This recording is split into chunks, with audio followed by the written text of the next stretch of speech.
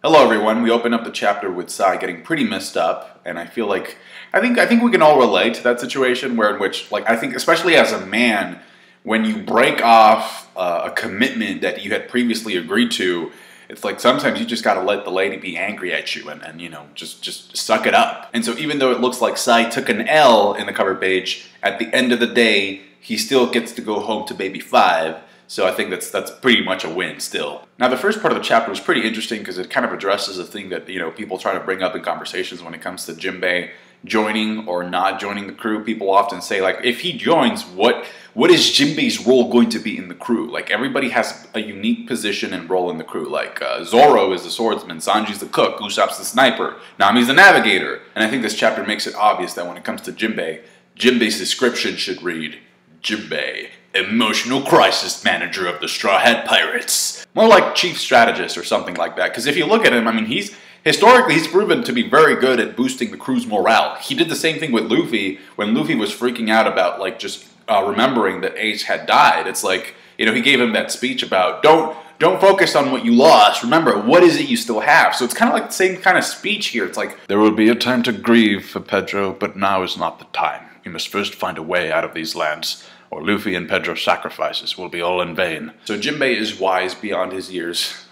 A mere yonko, remember that? No, but seriously, I know it's a weird thing to say, but I really liked the way that Oda drew Chopper, Brook, Carrot, and Nami crying. I thought just the way that he showcased their emotion in that part of the chapter was really, really genuine. It was just really good art. Really well done. So Jinbei boosts the morale of the crew, and then immediately after his speech, everybody's like, all right, all hands on deck. We're not out of the woods yet, people. We still have ships on the ground. Let's get ready to move. Chopper's going to take charge of the rudder. Jinbei is going to keep an eye on the waves, on the sea currents. Nami starts navigating, and I think she starts visualizing a route that they can take so that they can sort of meet up with Sanji after he's done working in Cacao Island and making the cake. And then, Carrot goes up to the crow's nest, and Brook specifically says that he's going to refill the cola barrels, which to me is obvious that what they're trying to do at this point is reuse the Coupe de Burst. They're going to be using Coupe de Burst again at some point. Like I said, Carrot goes up on the crow's nest to keep a lookout, and she immediately notices that they have enemies on their 6, and it's Big Mom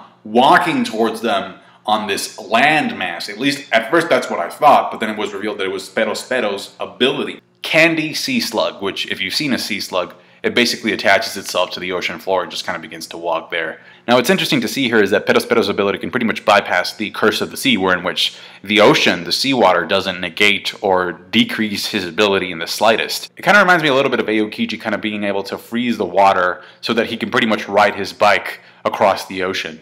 Now, there's a part in the chapter where Spero is pretty much talking to Napoleon as he's remaking his arm out of candy and saying how much of a grudge he has against the Straw Hats from here on out. And Napoleon actually says something pretty interesting. He says, well, in my country, where I'm from, criminals don't actually have much of a future. But it's like, wait a minute, Napoleon, where are you from? So I kind of took that line as a hint from Oda of him kind of saying, there's more to this hat than meets the eye. So we'll probably get to find out more about him eventually in the future whenever Luffy takes on Big Mom. I do have to say something, though. So despite how cool I thought it was that Spero was doing the sea slug thing and him reforging his arm out of candy and Big Mom walking on water, all of that looks very cool, and I think it's intentionally made to look very cool because I think it's supposed to distract you from the fact that Oda just nerfed Big Mom big time by having Zeus and Prometheus stay behind. So Big Mom is officially nerfed. Had she not been nerfed, she probably would have been able to catch up with the Straw Hats quick. I mean, just immediately, almost, because even Spero says, like, this what I'm doing right now should have been a job for Zeus. Zeus is the one that usually carries Big Mom around. I don't know what happened to him. So again, it's kind of like, yeah, we gotta nerf her a little bit because otherwise there is no way they're getting out of this one. And we get a little shot of Zeus and Prometheus back in the island, and they're like, oh well, whatever. Not only that, but I think it kind of reveals like a little bit of a weakness here because Prometheus says like, my strength, I need to eat some fire because after he turned into a nuke, that explosion was massive. So now it seems like he needs to recharge a little bit, which is something that I do not think we knew. So just keep that in mind for when we see them again. Then we get to see Pound, and I'm just thinking, like, how long has Pound been on this ship? trying to sail away from Whole Cake. I mean, it seems a little bit ridiculous. Like, he's just there on this little ship, and if you look closely, you see like a barrel behind him. Pretty sure that barrel is filled with apple juice. So he's probably going to follow Chiffon to Cocoa Town at this point. The pudding scene was a little bit confusing, just in terms of, like, I'm not really sure what purpose it serves. Well, actually, I have some ideas, but I'm not really sure. The first one is that it just kind of like establishes a sense of respect between Pudding and Lola. So that could be kind of a hint in terms of like Pudding eventually deciding to leave Whole Cake Island behind and just following Lola's footsteps. We know Chiffon is probably not going to stay. I mean, after she makes that cake, she's probably going to bail with Beige. So yeah, I don't think any of those ladies will be staying. I also think, and I've said this before, but I think that by the end of this arc, Pudding has to awaken her third eye power, and I'm pretty confident in the fact that Sanji is going to be the catalyst for that to happen. And the scene also reveals that Lola was the Minister of Chocolate Town at one point. Now, I have to be honest and say that I was a little bit surprised by the fact that they had not arrived yet. I was like, at this point, I thought I would have expected them to just be gathering up ingredients and stuff, but they're barely getting there. And so this brings up 2 points. Number one is like the possibility of reaching Wano in 2017 is decreasing, just going down very, very heavily. So Wano 2018, I guess. And then the second thing is that I think this scene, I know why this scene is here. It's to reintroduce Pound back into the story. So I'm wondering, very curious as to what his role is going to be. Actually, you know what? I just looked at Pound's ship again. If you look at its design, it looks a lot like a Viking ship. So I think this pretty much confirms that Pound has some connection to Elbaf, to the Giants. But ladies and gentlemen, we then go to the mirror world and we can see clearly that Luffy has been taking some damage off screen, because if you look at his face, it's been roughed up. I like how the fodder are like just telling Luffy, you just gotta take this L. Just take the L already. It is not looking good for Luffy. Katakuri is capable of creating more arms to match Luffy's Gatling. Now this is a problem because whenever we see Luffy use Gatling, alright, there's only 2 arms there. Like, Oda likes to depict the Gatling as if it were like various arms coming at you at the same time, but those are really just the after images of 2 punches going very, very fast, alright? So mathematically speaking, if Katakuri can punch at the same speed as Luffy, then when he has more than 2 arms, I counted 10 arms in that one shot.